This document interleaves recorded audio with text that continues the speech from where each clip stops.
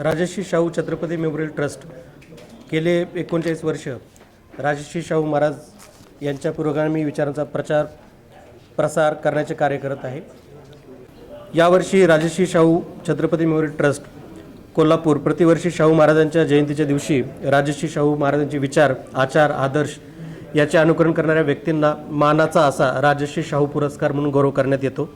या वर्षीचा पुरस्कार ज्येष्ठ साहित्यकार आणि शाहू विचारांचा जागर करणारे विचारवंत